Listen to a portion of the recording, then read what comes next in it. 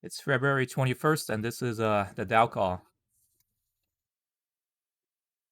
I guess let's jump right to it. Unless there's anything new on the agenda, there's the thing I submitted where we could discuss the options for expanding the EFX ecosystem.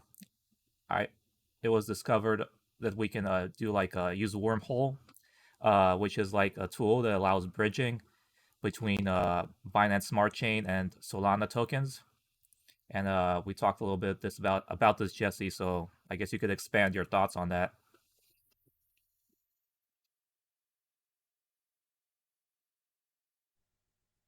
Yeah, so for the bridging to different ecosystems, I yes, so the solution posted about Wormhole. I actually tried it out and it worked. DJ also you also tried it. I saw and you already made like the Solana version of the B tokens Wormhole EFX, which yeah, it actually worked quite smoother than I thought. Like it wasn't. Of course, it's quite a hassle to go from EOS to Binance Smart Chain to Solana, and like there is probably a final step required where we have to unwrap the Solana token to like a real EFX. So there's like three steps, I think, three swaps we have to do in order to go from EOS to Solana EFX. So I had in the beginning I had some reservations and I was like I'm not sure if it was the right approach, especially as the P tokens bridge is quite expensive and a bit clumsy sometimes.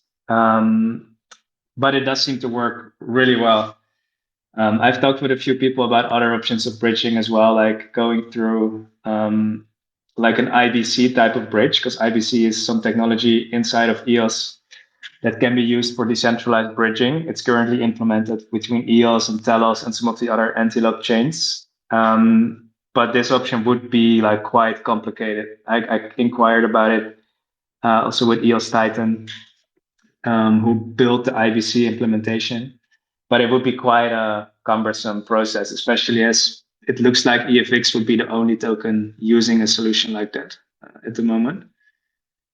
And yeah, I thought of a few other options as well. I had some discussions with the team here, like doing like an airdrop or something like that, where you create a snapshot and migrate everything over. But it has also a lot of disadvantages. So, like after all the experimentation and creating the overview of things, I think that the wormhole bridge is actually quite decent. Like I think it's a solid option. Um, so I kind of yeah, right now I'm pretty much in favor of it. I still have to look at how we would like unwrap the final EFX because you don't want to end up with a wormhole like owned token on the Solana side, but it shouldn't be that much of a trouble to accomplish. So yeah, great find by DJ. I think um, it's actually yeah a completely functioning solution already, which of course is very valuable for us. You don't have to invest a lot of effort in the technical implementation details. But yeah, that's my after looking closer at everything, I am like pretty positive about this option.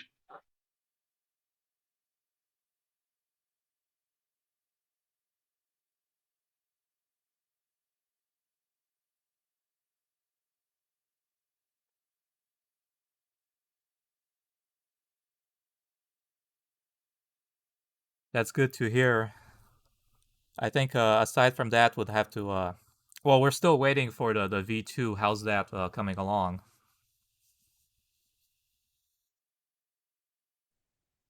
It's progressing. We're obviously working on it. We've been building out a few campaigns on V2. There was like some yeah campaigns that will be used for the launch. We've been working on some slight rebranding, also of the designs of the website, of the look and feel of all of it. Um, so yeah, we're getting some help with this too, which is great. Like Jeffrey is helping out. He used to work for Effect, and he has some free time to help out. So because there's quite some more and more things keep popping up that have to be done. So it's quite some effort to get the whole thing ready for launch. But the goal now is, I think we're like in this phase. What's really important, I think it's hard to time book things in a roadmap, especially as our like we yeah we're currently we don't have too many people working on this. We don't have too many people working on this full time, so we're like yet, but we're luckily more and more people are starting to contribute now, so things are accelerating.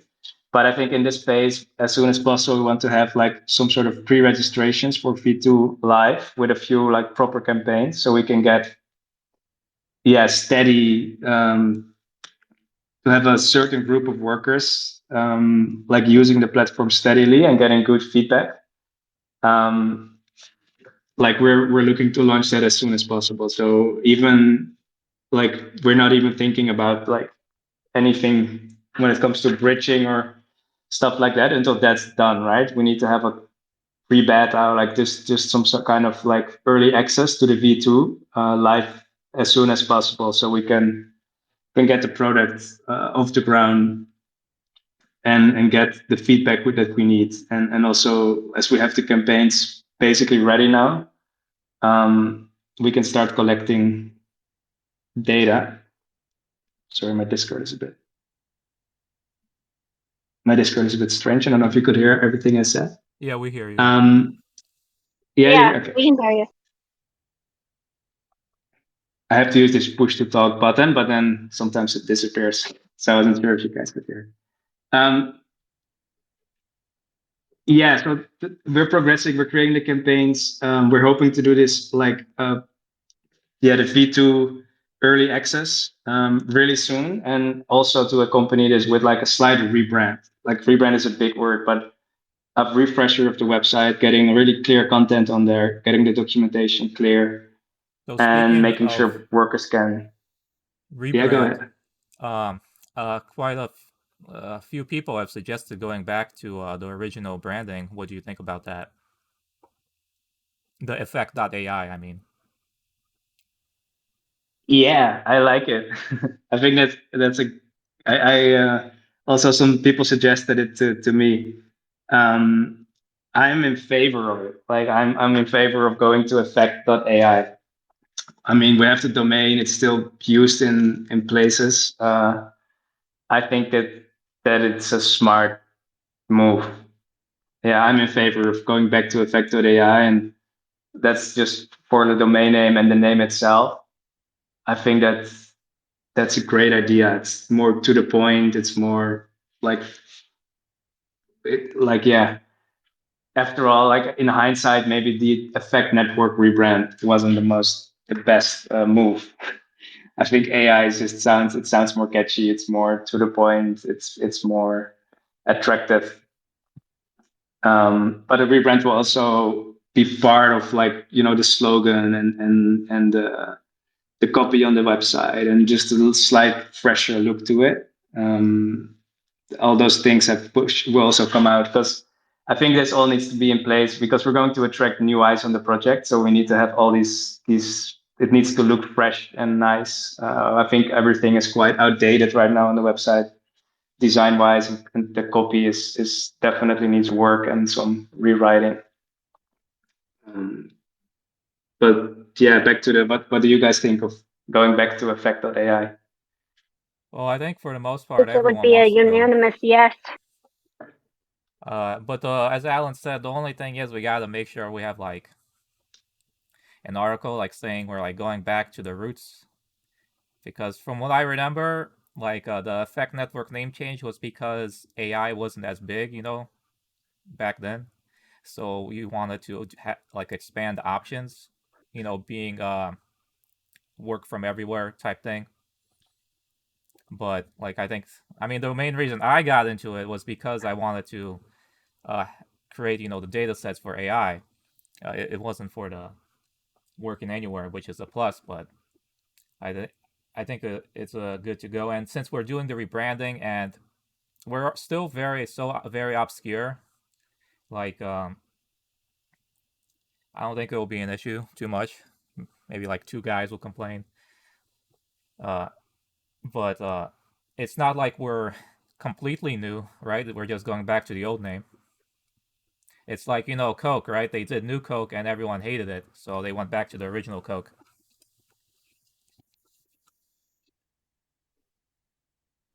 Also Pepsi.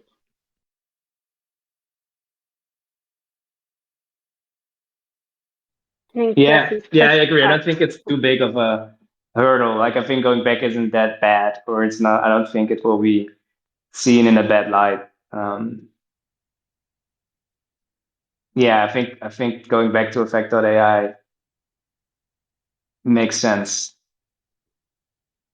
And the other thing is this will be paired in with campaigns of tasks, right? And those tasks will be for the building the data sets, right? Exactly. Yeah.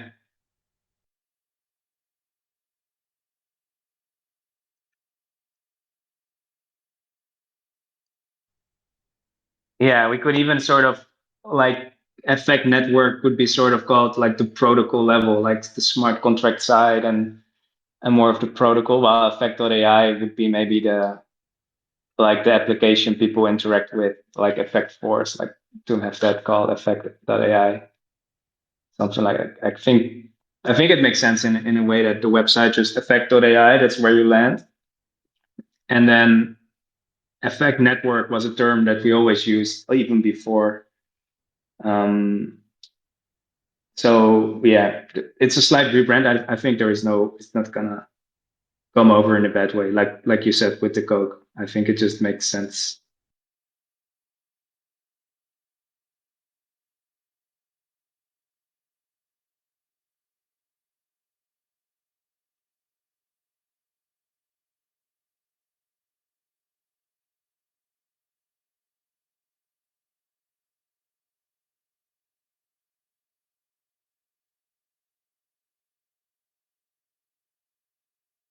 Yeah, in regards to the timing, like talking about Nosana, I remember Lawrence last time was talking about uh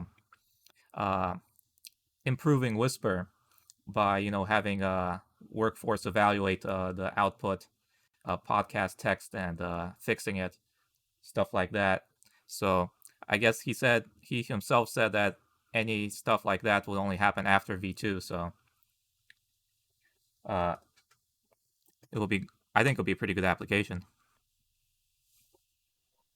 Yeah, I think Nosana will be running as a requester.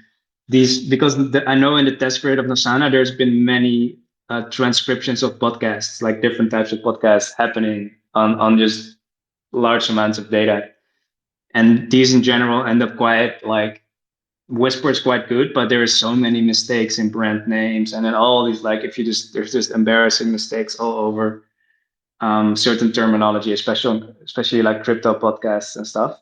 So these would be a great case. I think that during the V2 launch, a big part of that will be fixing up the Whisper podcasts that were done by Nosana. So there's way more other applications as well, but it's great. I think a great first collaboration to have that data fixed on Effect Force.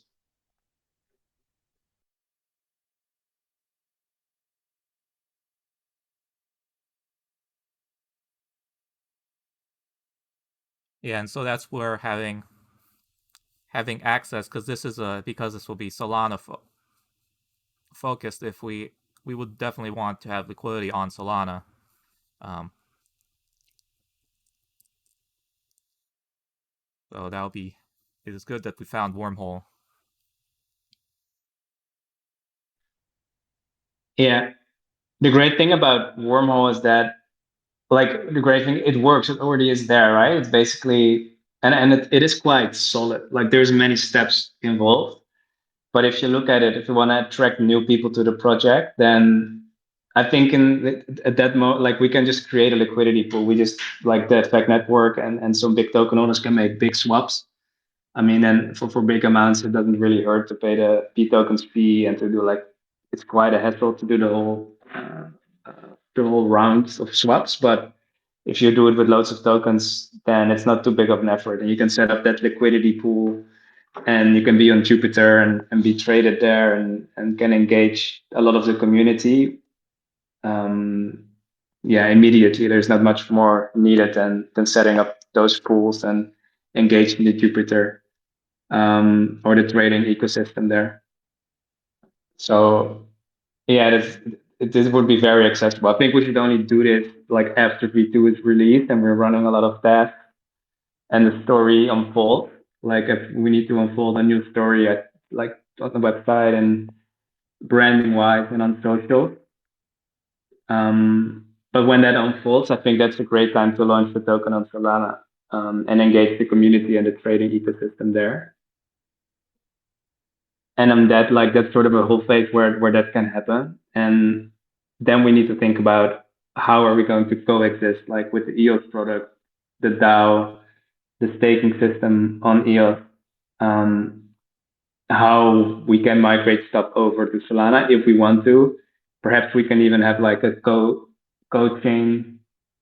Like I have several ideas about it. So, but I think we have some time to frame out the exact technical rollout between the two chains or three chains or the ecosystems that we want to support.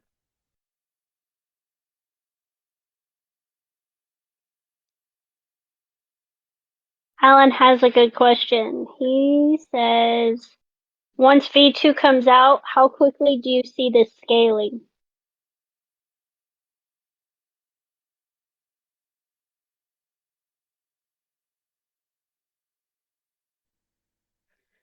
So when V2 comes out, I think we want to do a pre-release. So we're going to allow workers that have committed, are like community members that are currently here, and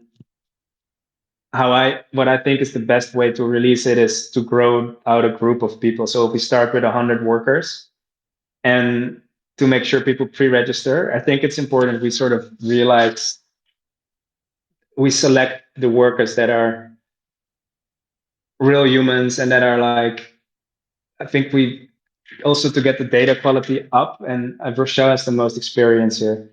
But to do a slower onboarding and make sure that the workers that are initially on the platform are quite like good workers, so we can establish that sort of group that will also become the validators later on. But I think it's important that initial group is like really solid, and we have enough work for them to be continuously engaged. So there is not this problem where there is not enough tasks, and then basically only the hunters that are continuously refreshing the browser and immediately doing the task, they get to do everything. And maybe the more high quality workers that are on a lower pace and not so always on, they tend to miss out on the tasks. I think we need to, especially in the beginning, we need to avoid these scenarios, which is why I think an early access type system will work. And then, I mean, the technically we can scale this up, like pretty quick, right? Like worker onboarding has never been a big issue. Like if you open the gates, then they will flood in if there's work to do. So mainly like maintaining the quality. I think it's more healthy to slowly grow and make sure the quality is good. And we attract like high quality requesters and make sure we match them with the high quality workforce they need. I think that process should grow slowly, requester per requester and group of workers per group of workers. But definitely this scales big, right? Like there's a lot of people interested in earning crypto this way. To like when restaurants are opening for the very first time, you know how they usually do a soft launch with their friends and family and, their network, and then it's closed for a little bit and then they have their big grand opening, with the local media and it's the public and stuff like that. I envision it like that, we need to have, and I'm not saying a soft launch of the platform. It's basically like how Jesse said, an onboarding of a good group of workers that we're already kind of familiar with and things. I want to vet them, make sure they're human, make sure it's not the multiple accounts, because so many people have, oh, my wife's account, my girlfriend's account, and I know full well it's them. There's some workers that have 3 and 4 accounts, which it's fine. You know, in the future, people are probably going to skirt and have multiple accounts. No big deal. But for this, where we want to make sure that V2, when we launch it, is the best that it could be, I'm gonna need to not have that going on. So two, it'll be, as like Jesse said, you know, we're gonna have validators. You know, where validators are gonna be having, you know, spot check, quality test, you know, things like that, a lot more automated than how it used to be on the platform. So yeah, as far as grading workers, not how you think grading. It's more of a lot of back end stuff that I'll be dealing with. But my dog's trying to talk to. There will be some grading and spot checking. Of course, I'll have to do a lot of validation on myself with some of the batches and things, just for, I want to say, validator candidacy. Not necessarily Alan. He asks, will the workers who do most of the work have first offer on work? Not necessarily. There'll be a few stages of this, you know. I'll be really paying attention to, you know, time zones. There'll be a questionnaire I ask them, you know, like, what time zone are you in? What time zone do you normally have to, you know, donate around? And it's not just picking the people who are on the most. It's, I want to cover kind of like a 24-hour world clock scale too, as well. So there's a lot that's going to be going in on it, because also too, it's about curating, you know, the early workforce that's on our platform, and you want it to be most comprehensive in all kinds of areas that we're targeting, you know, to get people to use our platform for. So there's a lot of research on, you know, what are these places looking for, you know, as far as capacity and what specialties and stuff, and trying to at least set up V2 for when we go mainstream to at least be able to handle that. Because then from there, if we give it a good foundation workforce, you know, for V2, then it can just naturally expand from there.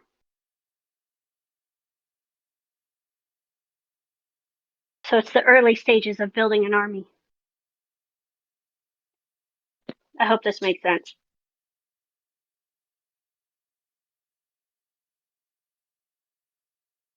Oh, good, thanks. I'm running out of breath talking today. It's not an easy lung day. Jesse, so are those people you were gonna hire onboarded?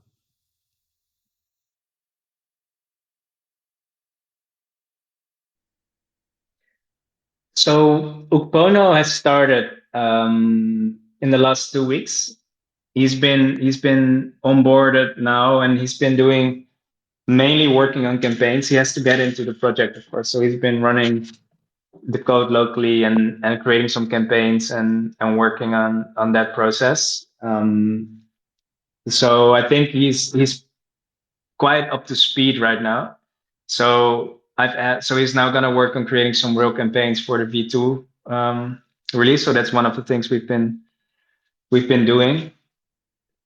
So that's great. I think he can soon also start contributing a bit to the code base itself, which is also necessary, especially in some of the automation parts of campaigns and stuff. I still have to get back in touch with Miguel, as he also wants to contribute a few things, which is great as a DAO member, contributing to the protocol.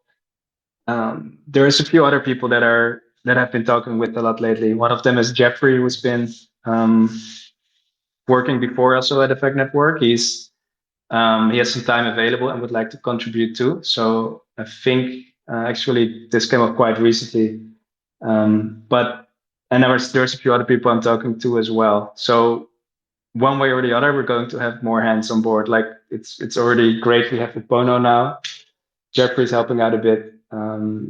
Miguel's helping out a bit. I'm definitely still hoping to get another full-time developer like in the next 1 or 2 weeks on board. So there's a few people I'm talking to as well. But I'm quite optimistic at this point on the extra programming support we're getting on board.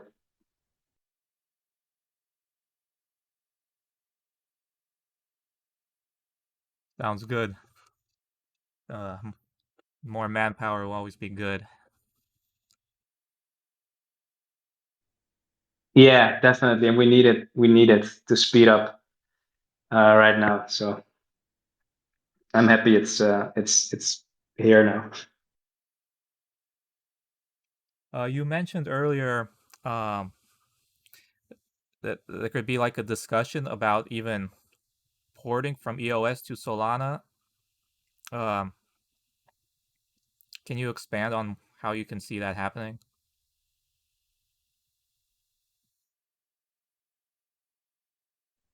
Yeah, this is purely just a bit of brainstorming and thinking out loud. So definitely nothing concrete.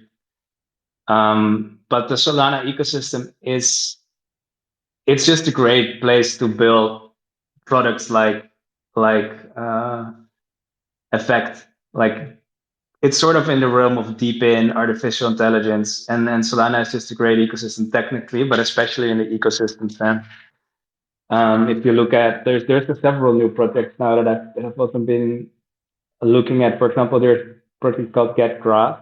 They're getting really popular now. They're doing data scraping, which I think overlaps slightly what we're doing. It's a different type of project and different conceptually, but there is some overlap, I think, because data scraping is something that's becoming more and more for human labor as like companies are closing their APIs and stuff. It's really important for AI. There's even I saw another data labeling product recently launching on Solana, and then there's of course Helium and Hive Mapper. So from that perspective, it's just a good ecosystem to develop your protocol on. How it practically would look for us, I'm still like currently EOS is gonna be more than enough to run and launch your V2 product. So like I don't think we have to currently start migrating anything before we just launch our product on EOS and get clients and workforce onboarded.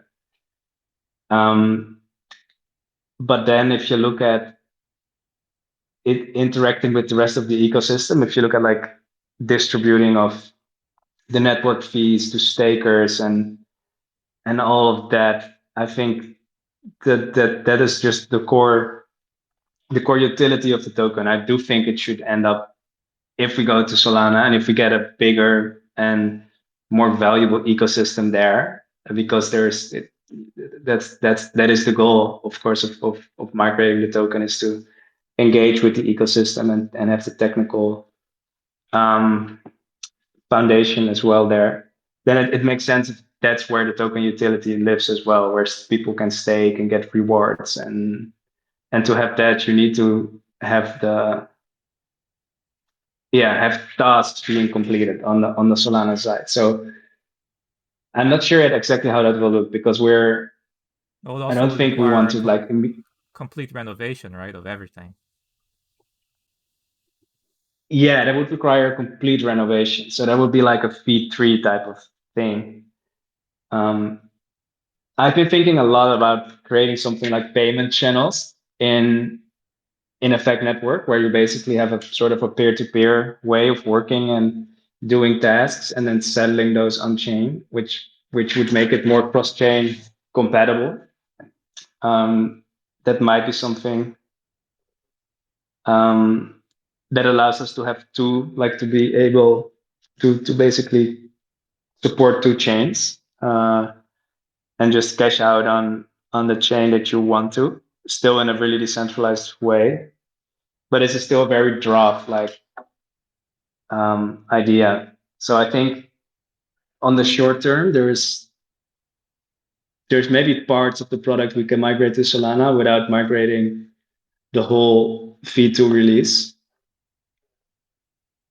But it needs more thought. I'm not exactly sure yet.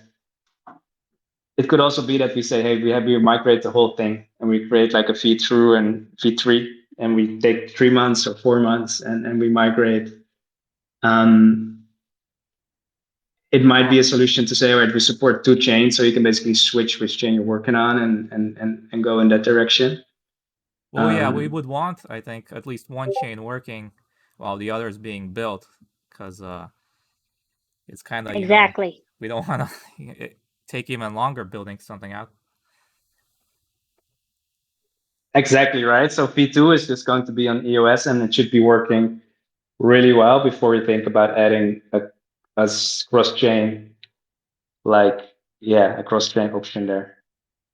Yeah, and that's what the rush is right now is V2.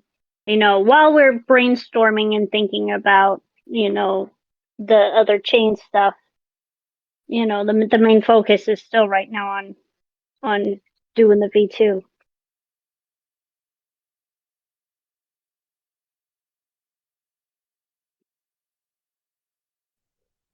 And it can also be a case for like having parts of the DAO and the staking system on Solana, and then sort of migrating over the fees.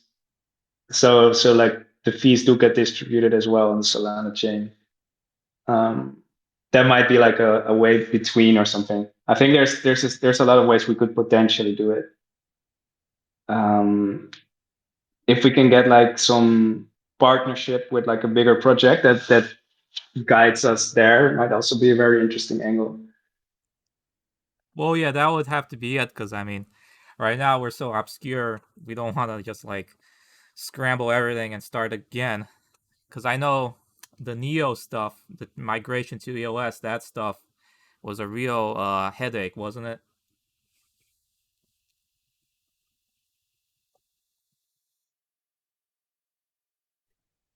Yeah, there was a while back. Indeed, we had a headache with the migration.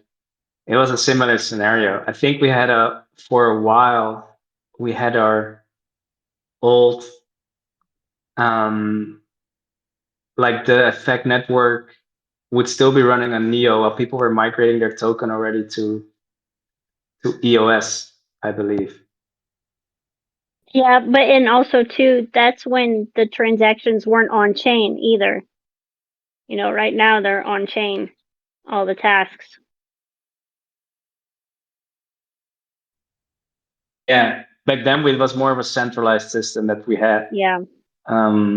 That just had some payments on chain, but not the whole like task distribution engine. So we did a reiteration later on EOS. We came up with the actual decentralized task matching engine and stuff on chain that we have now, and that in the V2 will be like significantly better. Yeah, but it's a similar scenario in the migration sense. So far, like I think practically, like in the current plans, the product will remain on EOS, and if parts will function on Solana, I think you do want to have some token utility there once if we're going to engage the ecosystem there. So when that's planned solidified, I think that's something we can plan out. And there can be some kind of interaction between the EOS and the Solana side, maybe like distribution of fees, maybe some kind of airdrop type mechanism. Like I think there are many options we can potentially use. Well, yeah, I mean, the first thing would be maybe just setting up a farm, right?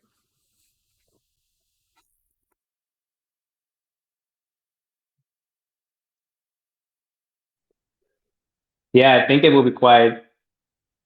I think the liquidity on the Solana side is important, right? So we would need to but there's a lot of stuff happening on the Solana side, so we can set up farms and incentivization systems and make sure that we get at least proper liquidity there, like several $100,000 of liquidity um, would be a good target, which means that there we have like a good uh, trading base on Solana. Yeah, that would definitely help.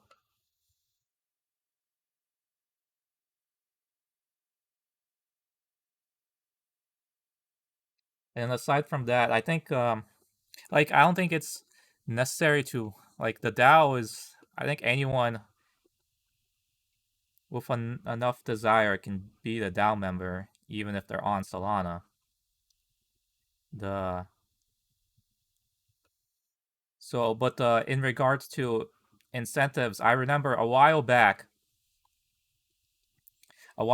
I made a proposal to create this like toggle to burn the network fees instead of just distributing them to DAO participants. And if it's burned, then it benefits everyone who holds EFX rather than the participants.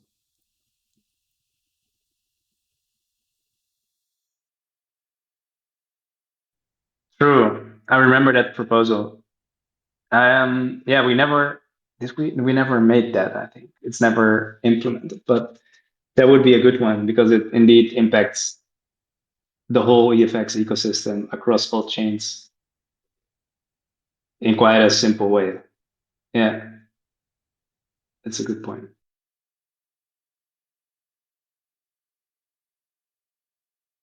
Are you talking about burning now?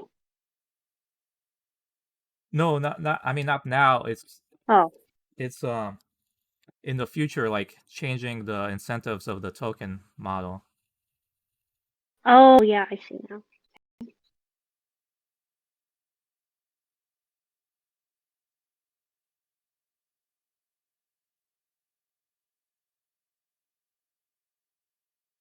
Like I know,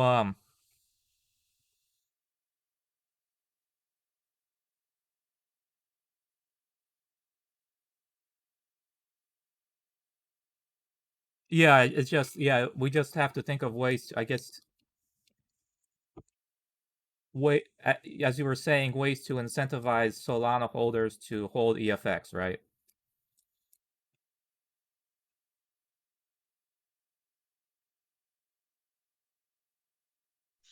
Yeah, exactly. Yeah, there should be a good.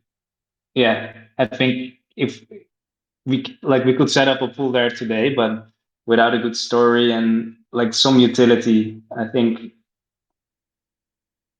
it's not worth. It will be worth something in any case, but it will be a lot more useful if there was some utility.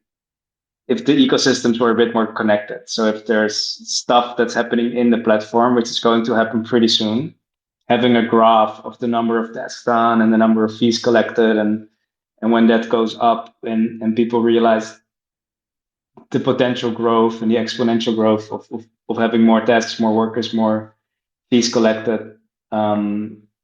If that story, like if that is not relevant at all to the Solana side of things, then That's that just that that more kind of relevant to EFX, right? Nothing specific to Solana or any. yeah, if there's a burning mechanism, then that would be then like what DJ proposed. I think one of the very first proposals of the DAO, like it must have been years ago, to burn instead of distributing all the fees, to burn a Well, part it's of more it. like a toggle. Like the DAO can decide, how much we should burn and how much we should, be rewarded for voting.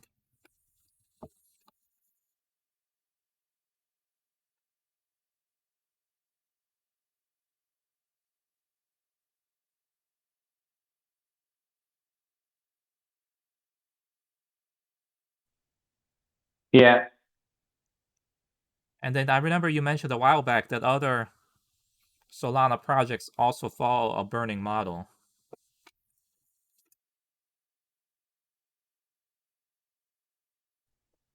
Yeah, what a bunch of these deep-in projects do is they have this burn and mint model, which I think is worth thinking about. Like, it basically means that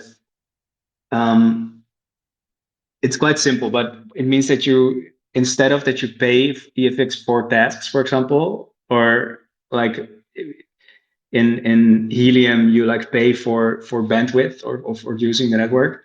Instead of doing that, you burn tokens.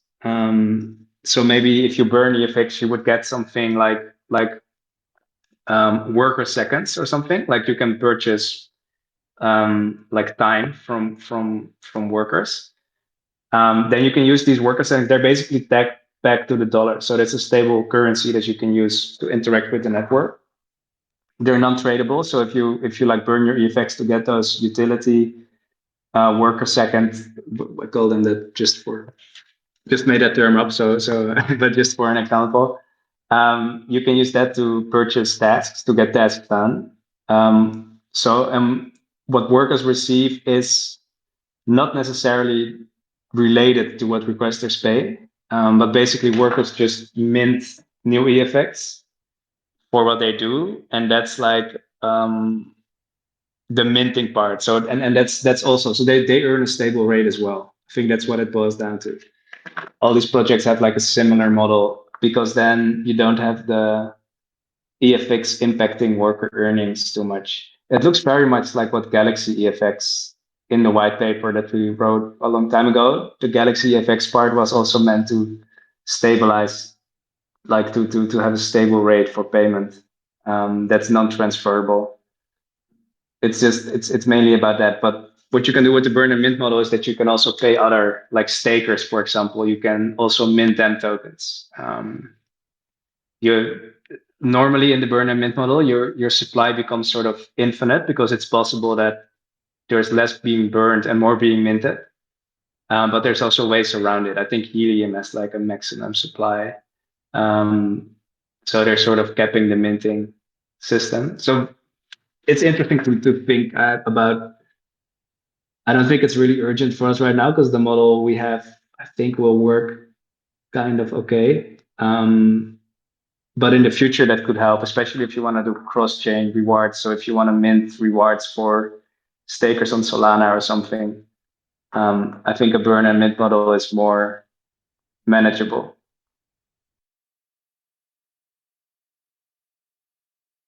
Alan asked the question. He says, we wouldn't want to devalue our NFX.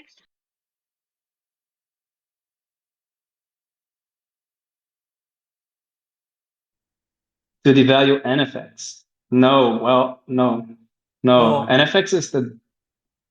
I think it's reference to the burning mechanism, and I would call it a toggle because the power is still in the DAO to set it. So I think it's more like, do people value NFX based on the rewards they get or based on the control it offers over the protocol? So generally speaking, I'm more in favor of burns because the control is worth way more. Because I mean, our rewards have been like marginal, right? But we still participate in voting because we know it's very important, right?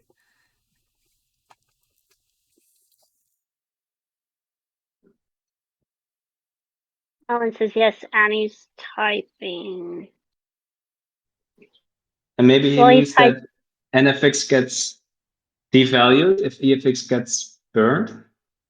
Well, yeah, I think it's something we discussed before. The idea is that there's less incentive to stake and be a voting guardian if there's no rewards and it's burned instead.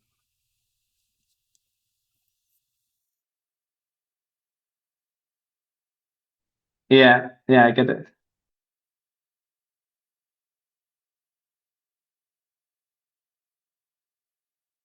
So some people have paid a lot to get NFX. Yeah, I agree.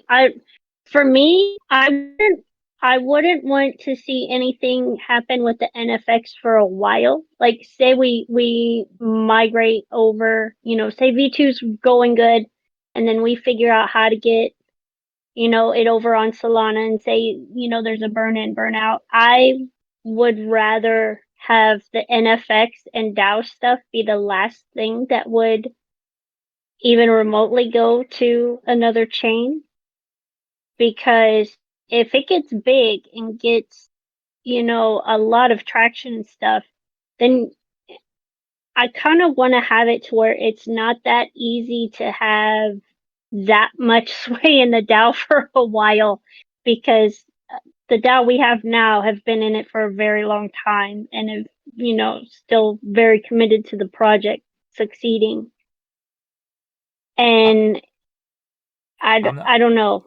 There's ways to manipulate and stuff, if you get a big whale dropping in and then doing all kinds of crazy stuff. So that's just Well, me not even talking my opinion. just a malicious thing. Like, for example, if there was, say, a company, that was like very, very big and wanted just to control Effect Network, and they just dropped, 100x the value of NFX, how many people would sell, and then they could just have, control? I mean, that would basically be kind of like just a buyout. Um, and I don't know if that's necessarily a bad thing. It will be up to the people who have NFX to decide that.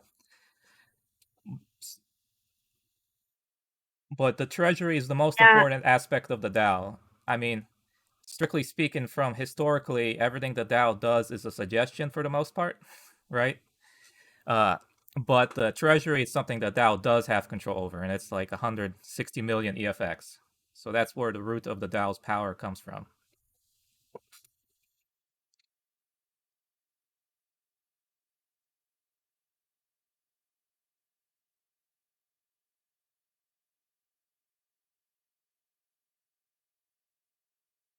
and Ellen says, in a good product, the NFX would be worth a great deal. And then he just asks, isn't that the safeguard?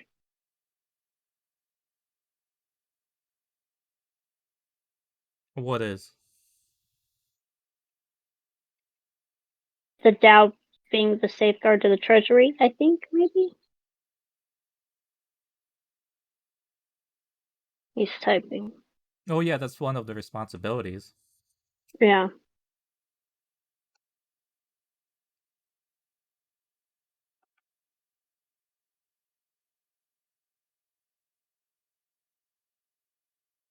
There's people making moves to hard EFX. That's what he typed.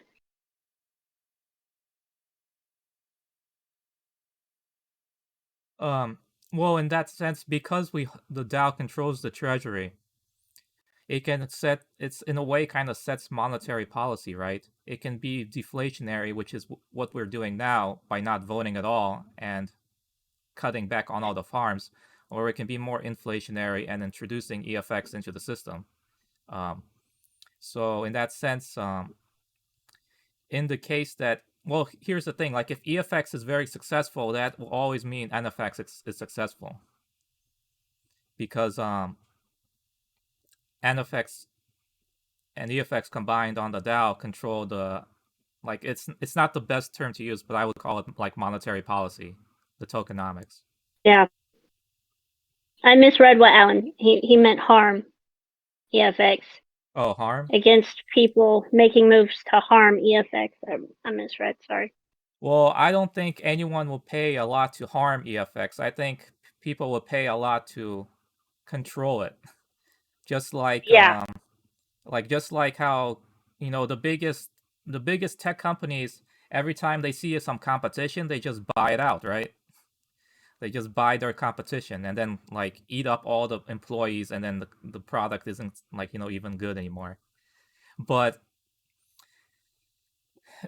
all the people who participate in the DAO, they're all individuals that can make their own individual choices. So if someone increases the price of NFX to like, $5, I mean, most people will just cash out, right? I mean, you just have to accept that that's kind of like innate in how the DAO works. Yeah. But then also, aside from the NFX, we have the high guard too that can just veto anything. Well, yeah, but the high guard are elected, right? So the Yeah. main goal of the high guard is so like there's not like some surprise like suddenly it shifts. Like any shift will be gradual, right? But you can't avoid it.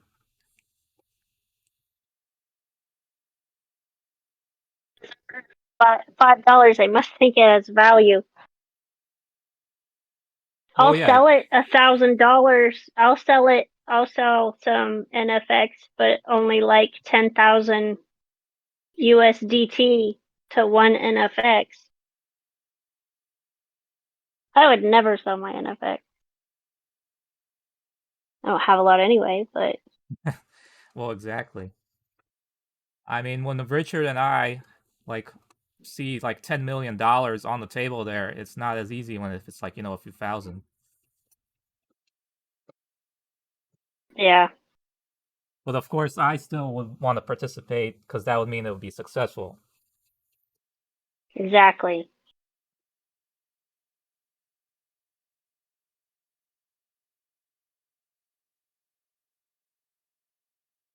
Yeah, there's lots of things like Jesse said with, I mean, getting into the burn mint thing, and then what do you do with NFX, and what segments do you keep where, and things like that. All I know is that people love, no matter what chain, people love being able to get something for just staking, passive shit. So, I mean, especially on Solana, everyone's about staking. What do they get? Well, from what I understand, Nosana also has a staking system that's kind of like you decide how long you want to stake and you get rewarded based on that. But when you unstake, it's like the same amount of time or No, something like no. that. How this one? It's kind of it. I explain it all the time. It's kind of opposite. So it's backwards. Like you can stake your tokens, and when you stake, you're staked indefinitely. What you pick is your unstaked duration. So while you're staked, you're earning rewards, and those rewards come out of like a fee pool, right? Um, but when you stake, you have to pick between 14 days all the way up to 365 days your unstaked duration. Because the minute you hit unstake, you stop getting daily rewards. So you pick, oh, I want to be able to unstake if there's a price pump or whatever. So I'll pick a 14-day unstake duration. Now, my APR is going to be less because my tokens are being kind of in a lockup for a lower amount of time. Whereas if you chose an unstake of 365, then your daily rewards are going to be considerably more than the 14-day person.